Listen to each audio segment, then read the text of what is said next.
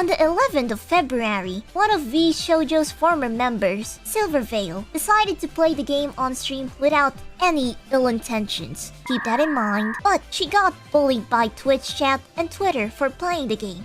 Now, you may be asking yourself, what does Froot have to do with this situation? Froot had this to say about the stream. I love all of my friends. Everyone makes mistakes. It's only human. Bruh. Imagine being Silverveil and one of your supposed friends that you haven't talked to outside of work for months pops up into your stream chat just to make a snarky remark. Oh! He tried it.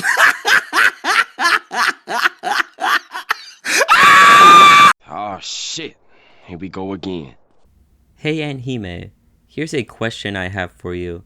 Do you know what this red camera icon means? Follow-up question, why did you feel the need to edit it out of your video? Suspicious. Okay, so if you have no idea what this is about, let me explain.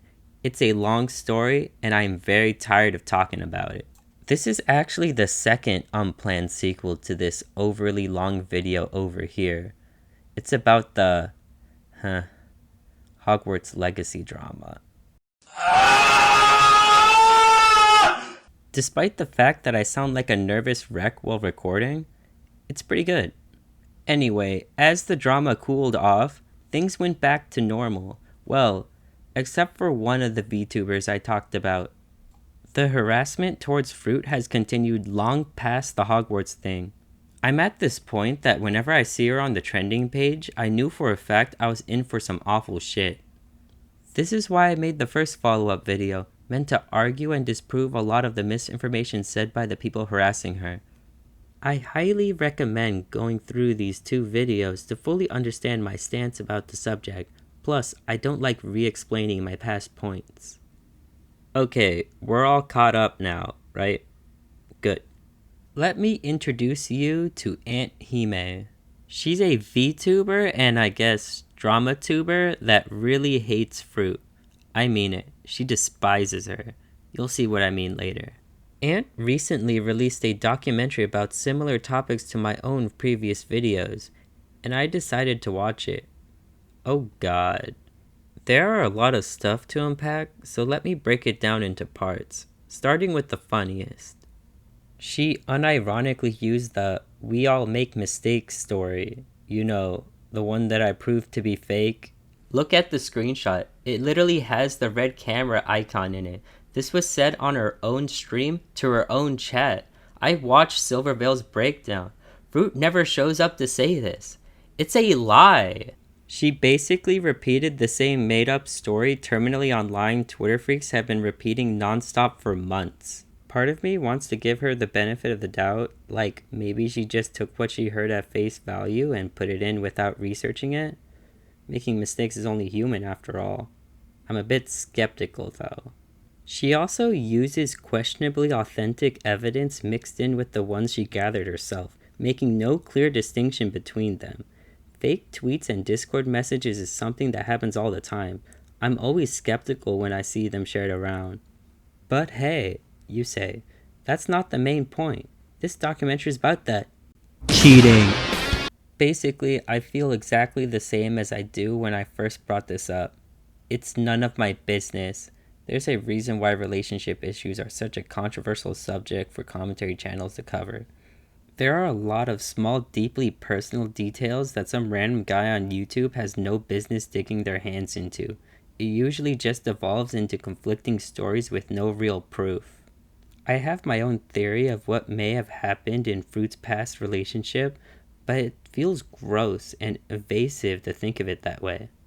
Especially when there are so many factors that are unconfirmed. Oh, and I just got to say, I'm disappointed in your evidence. The memes made it sound like some kind of NTR Dojin plot. Instead, all I see are screenshots of flirting on Discord.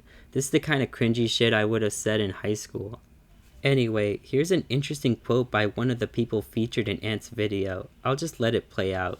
Also, for future reference, I don't think asking someone for the nudes of the person that hurt them is a smart idea usually. I say that respectfully because I'd usually tell you to go kick rocks. Now, I could sit here and correct a lot of things that have been said and even add more proof, but the drama has run its course, and for my sanity, it needs to be buried. She swept this under the rug, and though I didn't have the luxury to do the same, I handled the drama poorly. But, as I said above, trying to go anywhere with any of this proof will go nowhere, as I have seen on VT and many other places. People either don't care understandably or come up with the most absurd reasons to defend her, despite only knowing of her existence as a VTuber. It's a private matter at the end of the day, and it should have stayed that way. Though, I am to blame for not doing a better job of choosing who I showed my proof to. Was just eager to defend myself against a bigger person who had a lot more pull than me, I suppose. I won't lie, but there was a time I would have loved to see people give her shit and potentially cancel her. But I'm well past that. It just ain't healthy.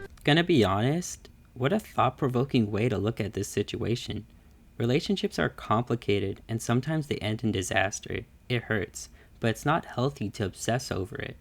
Anyway, what was Ant's response again? Justice. Also, I don't know about you, Cinna, but I would not want my past relationships shown off to the world to be mocked like this. I'm just saying, man. Remember how I said Aunt Hime despises Froot? Yeah, let's get into that, shall we? Here was Ant's response when Froot mentioned her ex-husband was abusive. She completely dismisses everything and uses it as an opportunity to make a mockery out of her. Which, by the way, is harassment, as well as extremely shitty and hypocritical. This is the kind of behavior that encourages more people to do the same. Hey Ant, let me remind you, you never met Froot's ex. You don't know anything about their personal relationship, and you have no way of proving that he wasn't abusive. You are basically talking out of your ass. Oh, but this isn't the worst thing Ant has done to Froot. Apparently, she got her hands on some of her nudes and decided to share it around in her Discord. This kind of behavior is disgusting. At what point does distributing someone else's nudes to your fanbase of incels as wank material sound like a reasonable thing to do? What is this, some kind of revenge for you? What's hilarious is that her only defense for this disturbing behavior was, she's edgy. Wow. Fuck off. On a lighter note, did you know that Aunt Hime's documentary was taken down for copyright? Froot, or someone associated with Froot, claimed the video so it wouldn't be seen. Okay, my thoughts. There are zero doubts that her video is transformative. It is definitely protected by fair use. However, due to the fact that it spreads misinformation and borderline encourages harassment, as well as an invasion of privacy, I do not think your documentary is appropriate for YouTube. You see, Ant, that's why it's so important to do proper research and keep a certain level of professionalism. Otherwise, we end up with trash content. Before I end this video, there's something I've been thinking about. Hey Ant, remember when you challenged Froot to a boxing match? Well, since you ignored my previous offer, how about I accept that boxing match instead? I'll even bring my 10 subscribers to come watch. Now you're probably thinking, hey, that's not fair. You're a guy and slightly taller, and I assure you, I am a scrawny twink. The only workouts I do are squats and with my right hand. It's a lot more even than you think. I even got merch ideas. It'd be hilarious. Oh, and the charity I pick is the Orangutan Foundation, because the big orange monkeys are fucking rad. Accept my offer, you coward. Anyway, that's all folks. Adios.